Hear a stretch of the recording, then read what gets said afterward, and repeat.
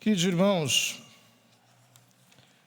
hoje a profecia de Jeremias nos coloca no templo de Jerusalém, no início do reinado de Joaquim. Quem era Joaquim?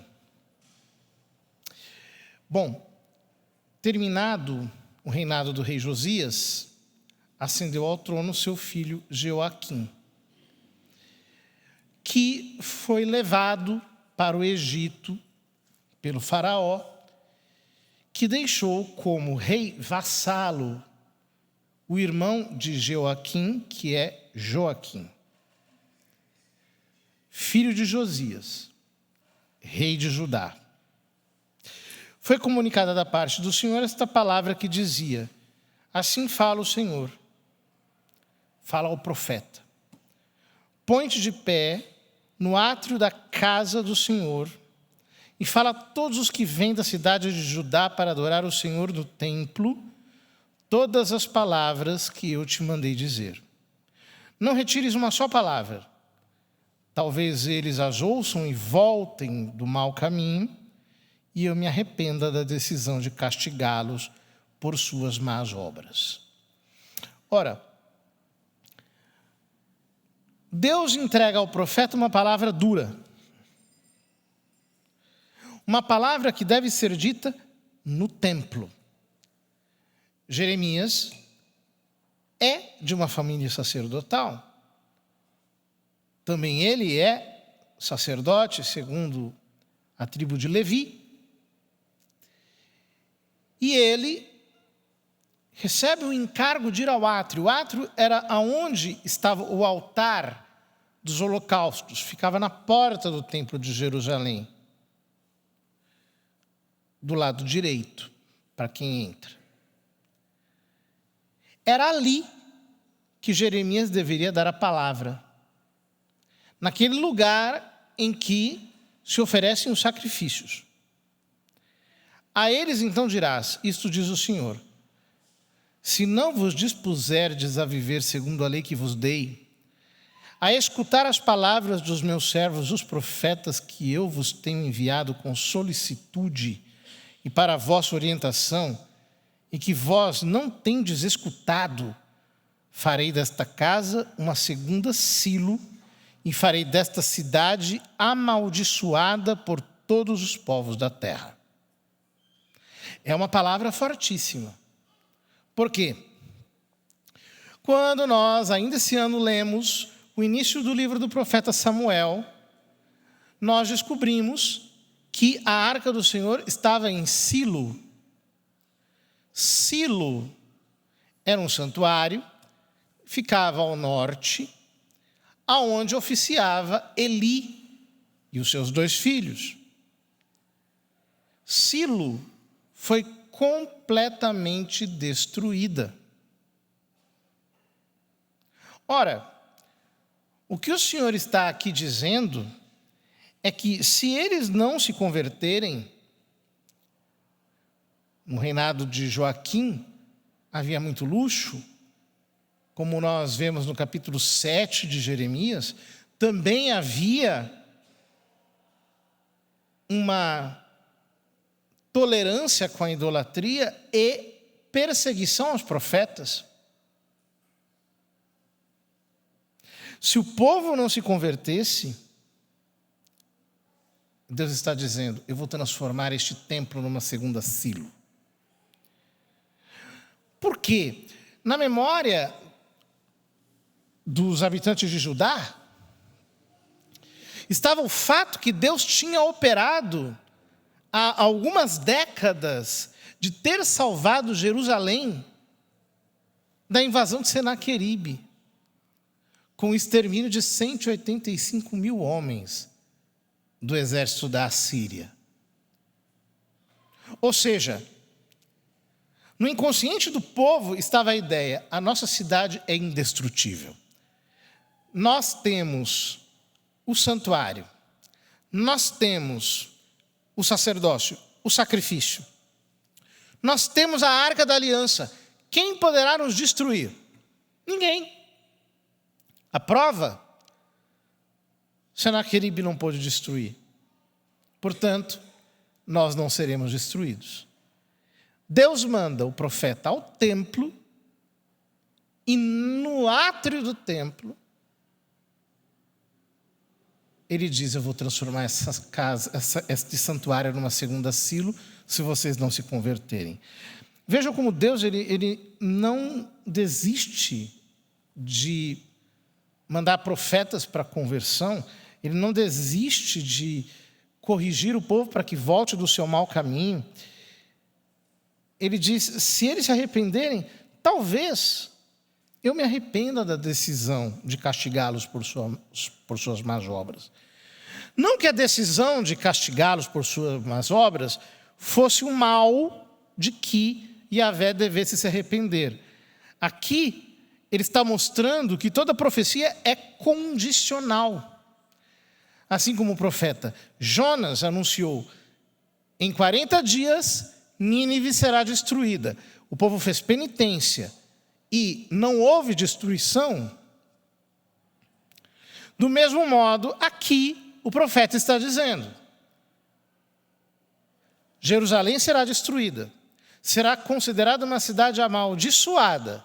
Este templo vai ser destruído se vocês não se converterem.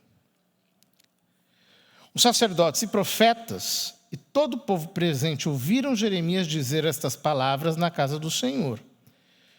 Quando Jeremias acabou de dizer tudo o que o Senhor lhe ordenara falasse a todo o povo, prenderam os sacerdotes, os profetas e o povo, dizendo: este homem tem que morrer. Porque dizes, em nome do Senhor, a profecia: esta casa será como Silo, e esta cidade será devastada e vazia de habitantes. Todo o povo conjurou-se contra Jeremias na casa do Senhor. Assim como rejeitam Jesus no Evangelho, os seus próprios contemporâneos, os seus próprios compatriotas em Nazaré, aqui eles se conjuram contra Jeremias. Irmãos, hoje nós celebramos a festa de Santo Inácio de Loyola e abrimos a novena de São Domingos, nosso padroeiro. São Domingos foi enviado por Deus no tempo em que graçava a heresia cátara e albingense, uma heresia espiritualista. Queria uma igreja dos puros, em grego kataros, uma igreja perfeita. São Domingos, pela espada da palavra, debelou a heresia e a venceu, porque tinha zelo pela igreja de Deus.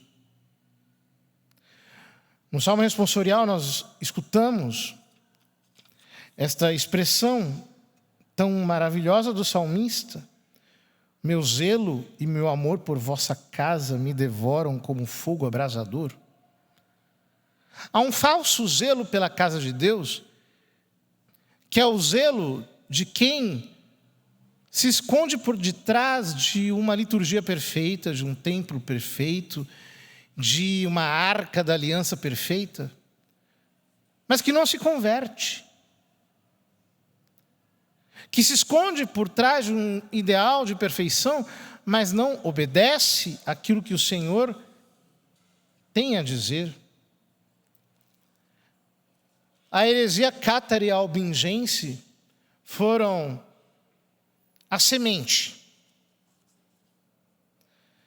que depois produziu o protestantismo, que no século XVI graçou na Europa, derrubando da fé católica 1/3 dos cristãos. Naqueles dias, Deus enviou outro profeta, Santo Inácio de Loyola, um soldado que, possuído de zelo pela maior glória de Deus, combateu como soldado de Cristo através também do modo dele, do ensino, da doutrina. Ambos os santos são grandes reformadores, cada um com suas características.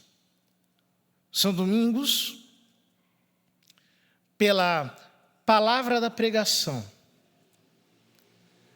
mediante a qual queria trazer o impacto da verdade de Cristo encarnado para aqueles homens contaminados com pensamento tão espiritualista que os roubara da igreja. Do outro lado, Santo Inácio,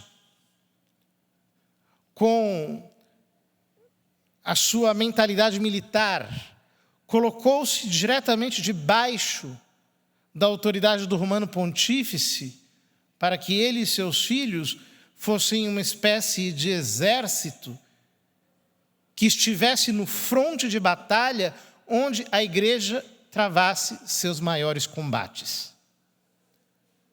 Através da pregação dos exercícios espirituais, dos colégios jesuítas, a reforma protestante foi contida onde ela podia ser contida, e Iñigo de Loyola, aquele homem possuído por uma valentia que fazia dele um herói, pôde, de fato, trazer à igreja homens com um valor tão grande quanto foram os ilustres combatentes da Companhia de Jesus. Domingos e Inácio escolheram reformar a igreja por dentro. Os falsos reformadores querem reformá-la por fora. Quebrando o cordão da disciplina, da obediência, da submissão, querem a marteladas fazer aquilo que Cristo nos mandou fazer pelo anúncio da verdade. Peçamos a ambos os santos que nós, queridos irmãos, também sejamos possuídos de zelo. Zelo pela verdade. Zelo pela maior glória de Deus. Zelo pelo templo do Senhor. Zelo pela família de Deus. Zelo pela igreja. Então, também nós aprenderemos ao nosso modo a desfiar a palavra da pregação, tirando-a como flechas de nossa aljava, para assim queimar os corações dos homens com essa seta de fogo. Que São Domingos e Santo Inácio intercedam por nós.